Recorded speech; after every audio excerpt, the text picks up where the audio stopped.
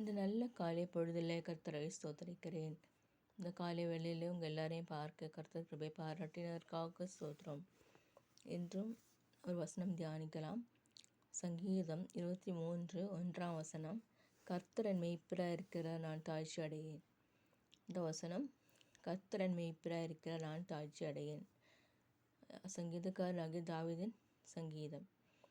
சங்கீதம் முழுமையாக வாசிப்பீர்களான சத்துருக்களுக்காக என் பந்தையை ஆயத்தப்படுத்துகிறேன்.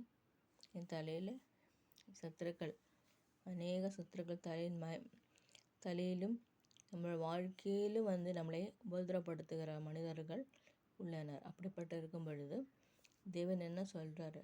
நீ தாழ்ச்சி அடைய மாட்ட, நீ கீழே விழ மாட்ட.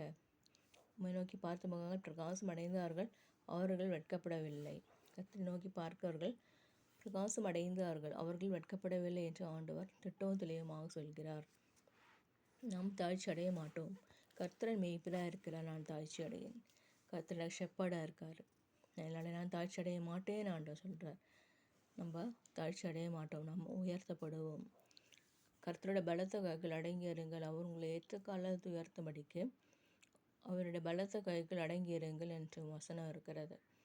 ஆகவே நம்ம தாழ்த்தப்பட்டு போக மாட்டோம், நாம் உயர்த்தப்படுவோம். பெருமை உள்ளவர்கள் கர்த்தர் எதிர்த்து நிற்கிறார், தாழ்மை உள்ளவருக்கோ கிருபை அளிக்கிறார். தாழ்மையாக இருப்போம், ஆனால் நாம் உயர்த்தப்படுவோம். நாம் தாழ்மையை தரித்து கொள்வோமாக, தாழ்மையை பெற்றுக்கொள்வோமாக. தாழ்மை இருப்போமானால் நம் வாழ்க்கையில் சந்தோஷ சமாதானம் காணப்படும். கர்த்தரோட வசனத்தில் உறுதியை பிடித்து கொள்வோமாக.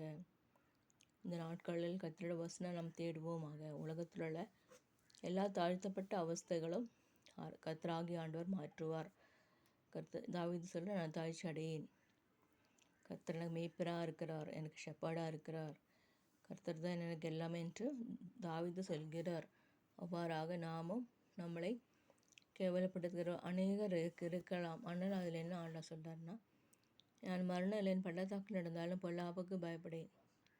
அதுபோல் என் சத்துருக்கு முன்பாக நீர் எனக்கு பந்தியை ஆயத்தப்படுத்தி என் தலையை எண்ணெயால் அபிஷேகம் பண்ணுகிறீர், என் பாத்திரம் நிரம்பி வழிகிறது. நன்மையின் கருணையும் எல்லாம் என்னை தொடரும். நம்ம நன்மையின் கருணையும் தொடரும்னு ஆண்டவர் சொல்கிறார். நிச்சயமாகவே முடிவுண்டு, நம்பிக்கை வீண் போகாதுன்னு ஆண்டவர் சொல்கிறார். ஆகவே கர்த்தராகி ஆண்டவருடைய வசனங்களை நாம் பிடித்து கொள்வோமாக. நாம் வாழ்க்கையில் இருக்கிற தாழ்த்தப்பட்ட நிலைமைகளை மாற்றுவார். சிறுமைப்படுத்தப்பட்ட நாட்கள் மாற்றுவார். சிறுமைப்படுகிற நாட்கள், சிறுமைப்படுத்தப்படுகிற வருஷங்கள், கர்த்தர் அனுபவித்த எல்லா வருஷங்களும் கர்த்தர் நன்மையாக மாற்றுவார். கர்த்தர் நமக்கு ஆசீர்வாதத்தை பொழிந்தருளுவார். அவர் நம்மை வசனத்தினால வணைந்திருக்கிறார். அவை கர்த்தரை ஸ்தோத்திரிப்போமாக. ஆமீன், ஆமீன்.